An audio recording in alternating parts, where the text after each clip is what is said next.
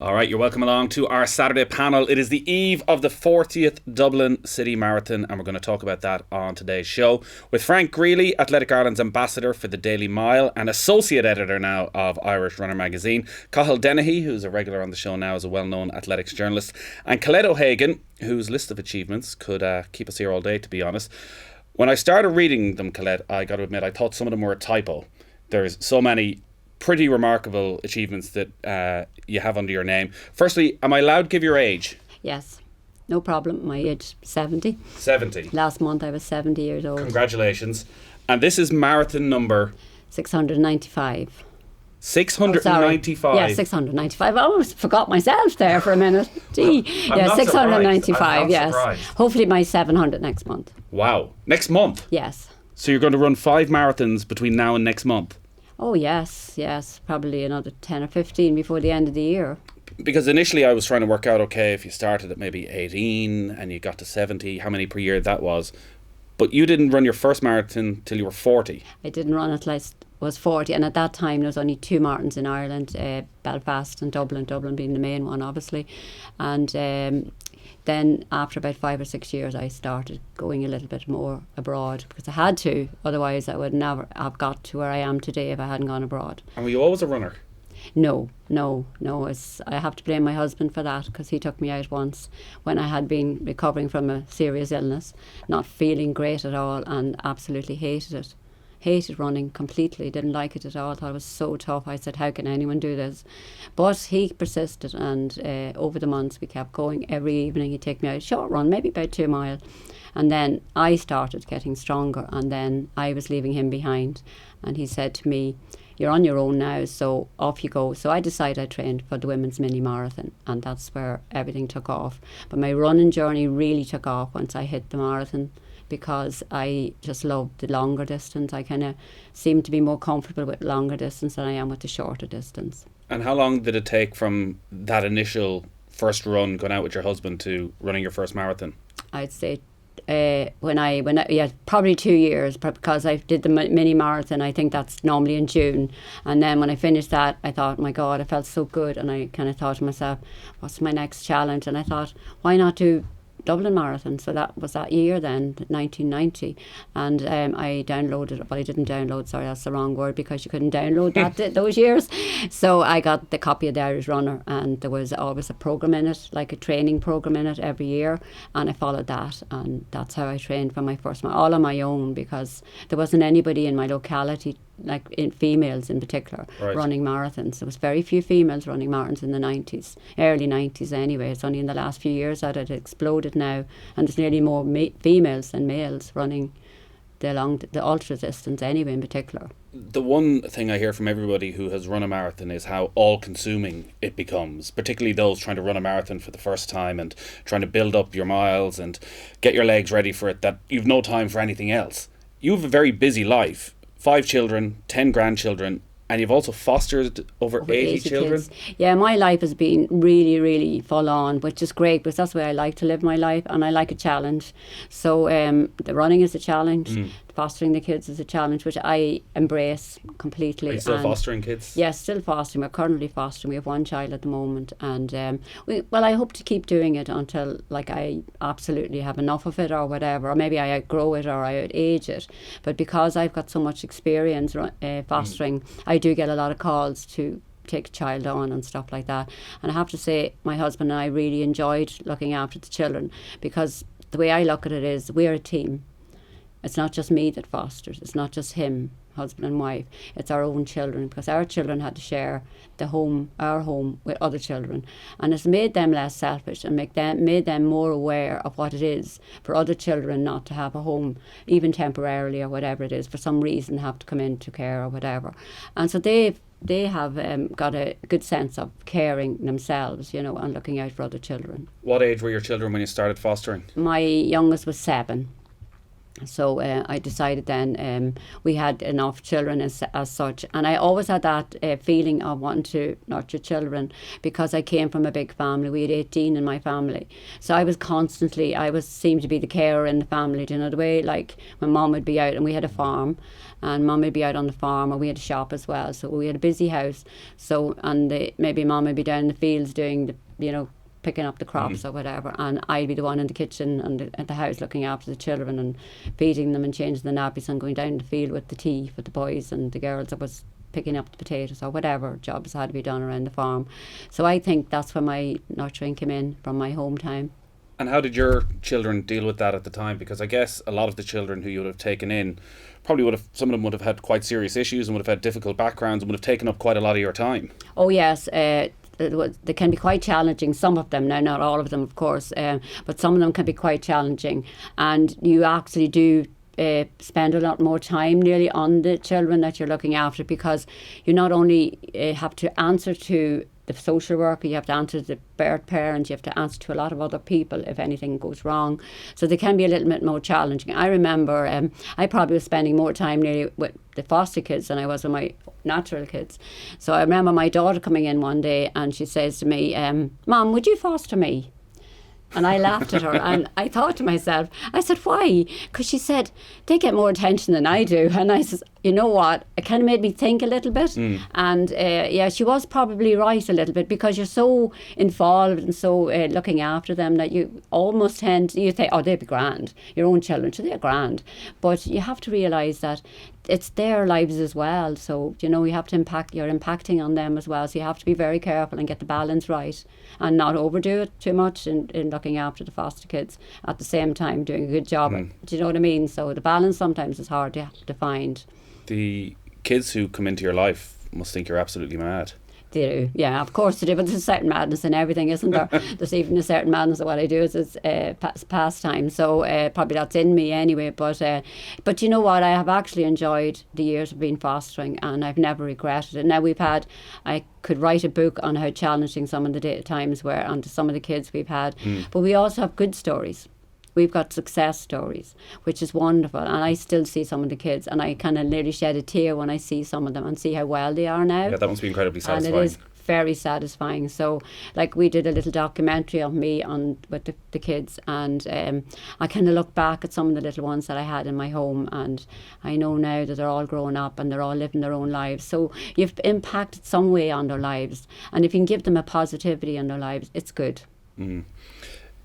Do you still get the same satisfaction from completing a marathon as you did when you first started running? Absolutely. Every finish line is different. Even if I've done that marathon before, there's always something different in every marathon. I love it from the start to the finish, I find. And I always say within the marathon, like, keep yourself focused, keep yourself motivated. How do you do that? Well, sometimes you might feel a little bit that you're getting a little bit of a dip in something, and then I said, I need distraction. So you distract yourself. So you might say to yourself, well, there's someone up there ahead of me now, I might try and catch them. Or I might say to myself, I might sing a little song to myself. And so I might start singing. Sometimes I start singing out loud, whatever works for you. And then all of a sudden all that uneasiness goes and you start picking up again. So all the time you have to try and keep distracting yourself and never ever focus too much. Never overthink it and think how many miles I still to do. I've 10 miles done. Oh my God, I've 16.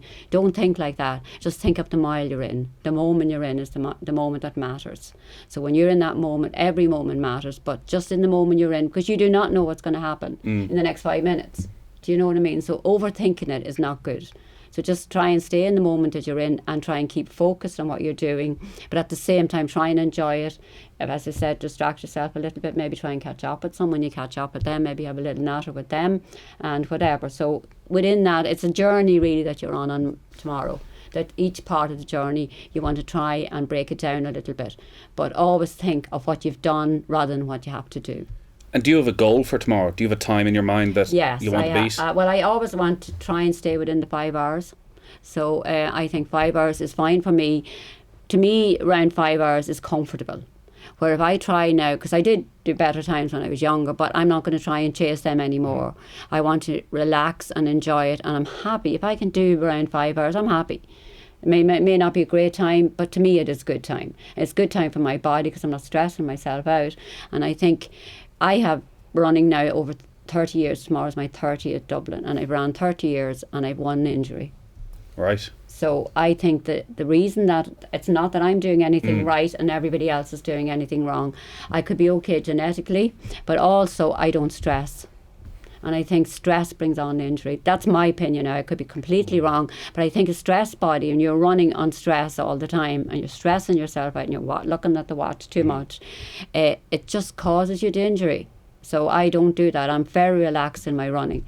And I'm very kind of run at a very, very steady, even pace most of the time. So if you're on 695 tomorrow and you're planning on running your 700th, probably within the next 6 or 7 weeks, are you running a marathon a week? I'm running, most weeks I'm running 2 or 3. And then... Where are there 2 or 3 marathons a week? Well, next weekend I'm running Ballinasloe, which is in Martin Club Ireland Marathon. And the following day, and then I'm running the Halloween Marathon, which is up in Carrickfergus. It's an East of Antrim Marathon. So that's up East Antrim, East of Ireland and Marathon Club Ireland provide marathons every month. East of Antrim might provide 2 or 3 a month. East of Ireland could have the same. There could be midweek marathons. There's marathons everywhere. If you know where to look, you'll find them. You can run over 100 marathons a year alone in Ireland. And well, a lot of people wouldn't know that. And do you train then, or is actually it just keeping your body ticking over by running the marathons every week? No, I train every day. But I only do short distance every day. And the reason I do that is just to keep the body subtle and not like, say, I'm running 2 marathons next weekend. So Sunday I say, well, that's it till next weekend. So every weekday, every morning I go out and do a 5K or something like that, you know. But I'm constantly training, but not all the time constantly doing long distance. So this is your 30th Dublin Marathon. Yes, yeah. Boston, 11 times? I've 11 Boston's done. I think I've New York 6 times and Chicago at least 3. I've done all the majors. Tokyo I've just done once, but at least I've done. And I think the furthest afield I've ran is New Zealand. I've run Barbados about 11 times. And my That's husband, a nice one, I'd say, is it? And the joke is, someone asked my husband, how long does it take for her to run Barbados? And he goes, usually 2 weeks. Because I stay for 2 weeks. You disappear for a little while. So, do you know what I mean? So I've gone to quite some exotic places to run, so it's nice. What's your favourite marathon? Well, Dublin comes up trumps really. And obviously I love Clonakilty. And you can't really say overall your favourite because I like them all really, do you know what I mean? But I would put Dublin up quite high, and I obviously love Clonakilty in Ireland. Connemara is lovely. There's Monaghan, there's Armagh, there's loads of places that I love running in, do you know, and I love up in East Antrim doing them, and East of Ireland do quite a lot around Clontarf. And I like running that one as well because that's kind of nice and flat. Now, I'm not keen on all flat because I like a little bit of a hill here and there. But overall, yeah, I would put Dublin well up on one of my favourites. Probably about 5 or 6 favourites, but I would put Dublin very high up in the rankings now. You're an incredible woman, Colette. We get a lot of sports people into this studio who've achieved a vast variety of things. I don't think there's too many of them who've achieved what you've achieved. 695 marathons. Is that a record?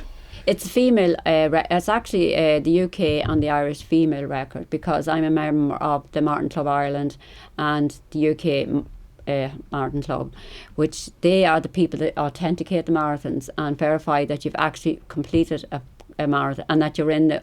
You have to have your results online. Okay. Because if there's a lot of rules and regulations, people could go out and run 26 miles. Or 26.2 miles and say, I've run a marathon today, which they have. But it's not a qualifying marathon. They all have to qualify and be verified for me to have the record. Do you know what I mean? So I have the female Irish record and at the moment the female UK record for the most marathons run by a female. What's number 700 going to be? It's going to be next month in East Antrim. I'm not quite going to say which one it is because there are a few of my running mates that are doing quite significant numbers as well. Like Dave Brady is doing his 900 next month, and I think he's doing it in Antrim.